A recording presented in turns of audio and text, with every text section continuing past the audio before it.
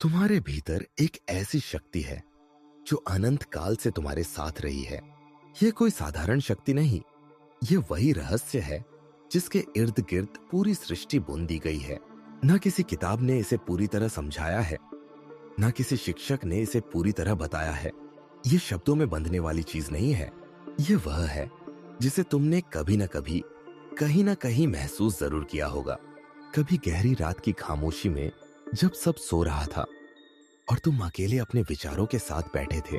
कभी किसी गाने की धुन में जो अचानक दिल की गहराइयों तक उतर गई और तुम्हें बिना वजह आंसू ला गई।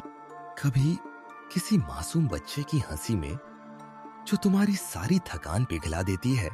और कभी किसी गहरे दर्द के आंसुओं में जब दिल भारी हो जाता है।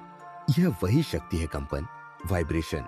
सोच और कंपन का फर्क हमारे समाज ने हमें शुरू से एक ही पाठ पढ़ाया। सोचो, प्लान बनाओ, मेहनत करो और सब कुछ पालो। लेकिन क्या सचमुच सिर्फ सोच ही सब कुछ है? अगर सोच ही असली रहस्य होती तो इस दुनिया में करोड़ों लोग हर दिन बड़े बड़े सपने सोचते हैं। फिर क्यों वही कुछ लोग अपने सपनों को हकीकत में बदल पाते हैं? क्योंकि रहस्य सोच में नहीं छुपा, बल्कि उस ऊर्जा के कंपन में है जो तुम्हारे विचारों से पैदा होती है। सोच दिमाग में रहती है, लेकिन कंपन पूरे शरीर और चेतना में फैलता है। जब तुम डर के बारे में सोचते हो तो ये केवल एक थॉट नहीं रहता। दिल जोर से धड़कता है, सांसें तेज हो जाती है, हाथ पांव ठंडे पड़ जाते हैं। यह प्रतिक्रिया सिर्फ सोच की नहीं, बल्कि कंपन की है। इसी तरह जब तुम प्रेम में होते हो तो वह भी केवल एक ख्याल नहीं रहता, वह तुम्हारे पूरे शरीर में एक गर्माहट बनकर फैल जाता है। तुम्हें हल्का लगता है, जैसे हवा में तैर रहे हो। वह भी कंपन है। विचार बीज है, लेकिन कंपन उस बीज की खुशबू है। ब्रह्मांड बीज को नहीं, खुशबू को पहचानता है। समाज और नकली नक्शे। समाज हमेशा हमें नक्शे देता आया है, ये करो, ये बनो, इस उम्र तक ये हासिल करो। लेकिन किसी ने हमें यह नहीं सिखाया कि अपनी धड़कन सुनो, अपना कंपन पहचानो। यही कारण है कि हम में से अधिकतर लोग दूसरों के नक्शे पर चलते चलते अपनी असली धुन खो बैठे हैं।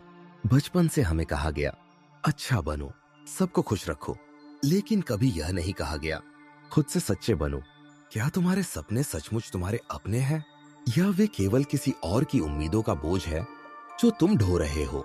यही सवाल असली जागृति की शुरुआत है।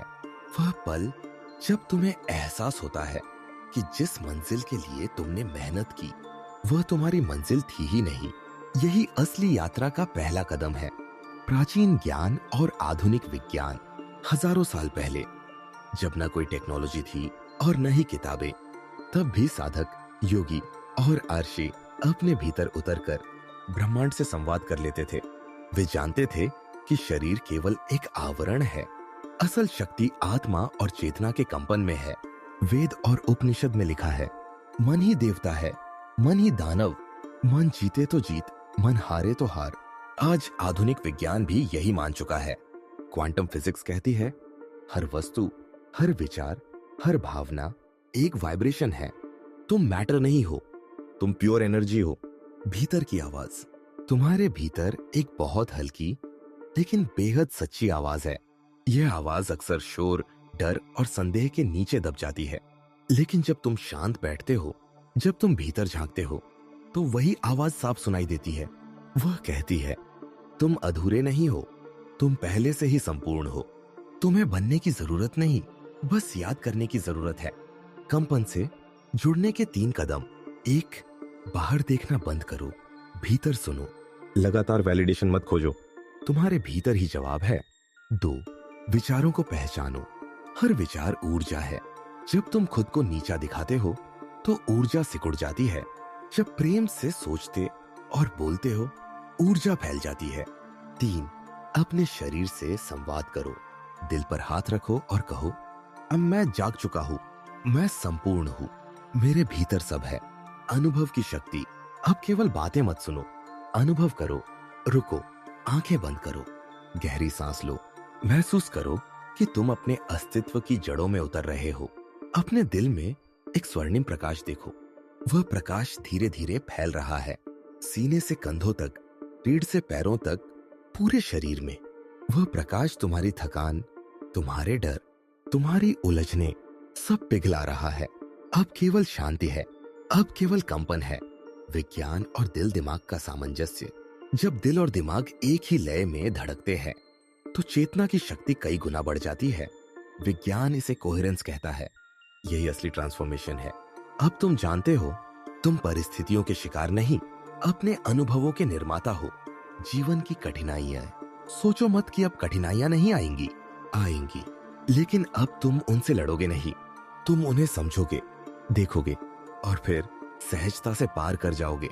अब तुम भीड़ में गुम नहीं, अपनी इनर स्ट्रेंथ में स्थिर हो। तुम कॉन्फिडेंटली कह सकते हो, मैं निर्माता हूं, मैं ऊर्जा हूं, मैं जाग चुका हूं। ब्रह्मांड को संकेत, अगर इस अनुभव ने तुम्हारे भीतर हल्की सी भी हलचल पैदा की है, एक शांति, एक वाइब्रेशन, एक गहराई, तो भीतर ही भीतर कहो, आई एम अवेक। यह केवल शब्द नहीं, यह ब्रह्मांड को भेजा गया संकेत है। यात्रा का दूसरा पड़ाव, भीतर से बाहर।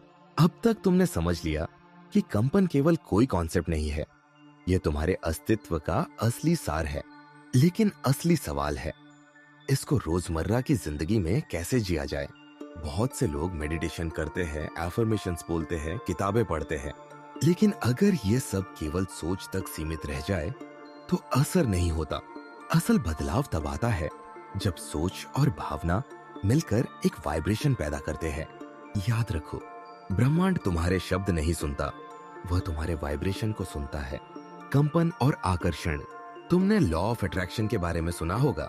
लोग कहते हैं जो सोचोगे वही पाओगे, लेकिन सच यह है कि जो वाइब्रेट करोगे वही अट्रैक्ट करोगे।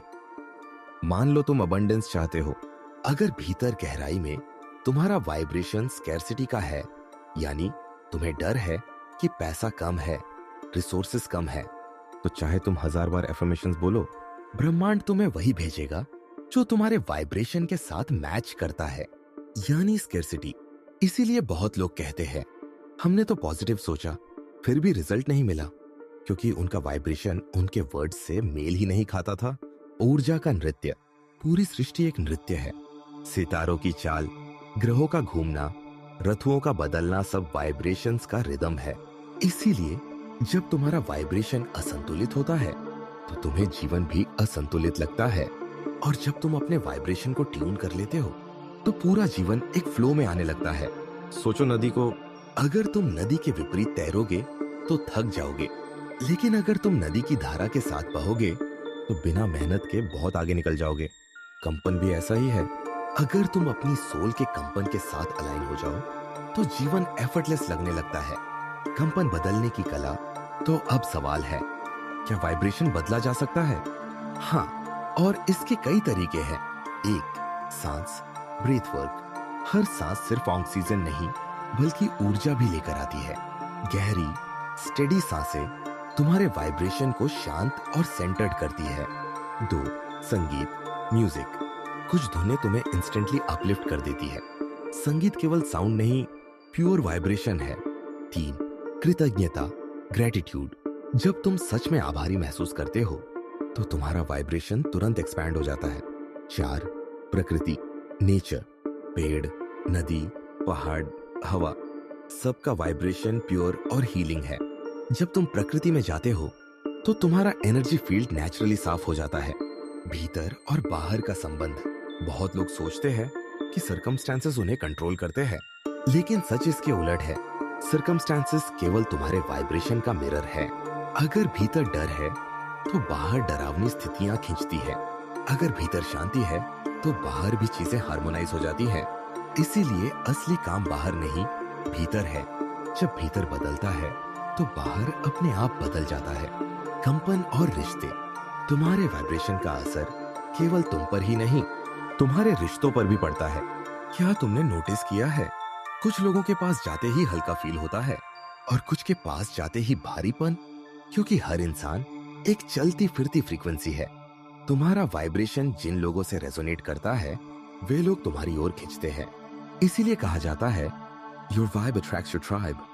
अगर तुम टॉक्सिक वाइब्रेशन में रहोगे तो तुम्हारे आसपास टॉक्सिक लोग इकट्ठे होंगे, और अगर तुम हाई वाइब्रेशन में रहोगे तो नेचुरली अपलिफ्टिंग लोग तुम्हारी लाइफ में आएंगे। कठिनाइयां और कंपन। अब एक अहम बात, कंपन का मतलब ये नहीं कि जीवन में चैलेंजेस नहीं आएंगे, आएंगे, लेकिन फर्क ये होगा कि तुम उन्हें किस वाइब्रेशन से फेस करते हो। एक लो वाइब्रेशन वाला इंसान समस्या को देखकर कोलैप्स हो जाता है। वह सोचता है सब खत्म हो गया। लेकिन हाई वाइब्रेशन वाला इंसान वही समस्या देखकर सोचता है यह एक मौका है कुछ नया सीखने का। मतलब सेम सिचुएशन लेकिन different vibration, a different reality. कंपन और स्वास्थ्य। साइंस अब ये मान रही है कि कई फिजिकल बीमारियां एनर्जी इंबैलेंस से शुरू होती है। जब भीतर का वाइब्रेशन लंबे समय तक असंतुलित रहता है तो वह शरीर में बीमारी का रूप ले लेता है। इसीलिए जब तुम मेडिटेशन करते हो, ग्रेटिट्यूड प्रैक्टिस करते हो, नेचर में समय बिताते हो, तो केवल मन ही शांत नहीं होता, शरीर भी हील होने लगता है। जागृति की प्रक्रिया। अब तुम धीरे धीरे समझ रहे हो कि वास्तविक ट्रांसफॉर्मेशन सोच में नहीं, कंपन में है। यह जर्नी ओवरनाइट नहीं होती, यह एक प्रोसेस है। हर दिन थोड़ा थोड़ा समय अपने वाइब्रेशन को फील करने में दो। शुरुआत में मुश्किल लगेगा, लेकिन धीरे धीरे यह तुम्हारी नई आदत बन जाएगी। और एक दिन अचानक तुम्हें एहसास होगा कि अब सर्कमस्टेंसेस तुम्हें कंट्रोल नहीं कर रहे, तुम सर्कमस्टेंसेस को क्रिएट कर रहे हो। ब्रह्मांड को संकेत है। जब तुम भीतर से सिंसियरली कहते हो आई एम अवेक, तो ये केवल शब्द नहीं होते, यह सिग्नल है। ब्रह्मांड इसे सुनता है और रिस्पॉन्ड करता है। और जब तुम यह अवेयरनेस दूसरों के साथ शेयर करते हो तो वह एक छोटी सी चिंगारी किसी और की आत्मा में आग जला सकती है। अंतिम जागरण। अब यात्रा शुरू हो चुकी है। अब तुम केवल सोच नहीं रहे, अब तुम प्योर वाइब्रेशन हो। हर दिन थोड़ी देर भी अगर तुम इस एनर्जी में टिकते हो तो धीरे धीरे ये तुम्हारी नई रियलिटी बन जाती है। यही है असली रहस्य। विचार नहीं कंपन, सोच नहीं ऊर्जा, मन नहीं आत्मा की धुन, समापन। अब तुम्हारे पास सिर्फ एक कॉन्सेप्ट नहीं बल्कि एक अनुभव है। तुम जानते हो कि जीवन सर्कमस्टेंसेस का खेल नहीं, वाइब्रेशन का खेल है। और जब तुम अपने वाइब्रेशन को मास्टर कर लेते हो तो कोई भी चीज असंभव नहीं रह जाती, क्योंकि तब तुम कह सकते हो मैं ही निर्माता हूं, मैं ही ऊर्जा हूं, मैं जाग चुका हूं। अगर ये वीडियो आपको अच्छा लगा तो यकीन मानिए आगे आने वाला कंटेंट आपको और भी ज्यादा पसंद आएगा। इसलिए अभी सब्सक्राइब कर लीजिए ताकि कोई भी नया वीडियो आप मिस न करें। आपका एक छोटा सा लाइक हमें बड़ी मोटिवेशन देता है और हमें समझ आता है कि हम सही दिशा में जा रहे हैं। कमेंट में हमें बताइए कि अगला वीडियो आप किस टॉपिक पर चाहते हैं, क्योंकि आपकी जरूरत ही हमारी अगली स्टोरी बनती है।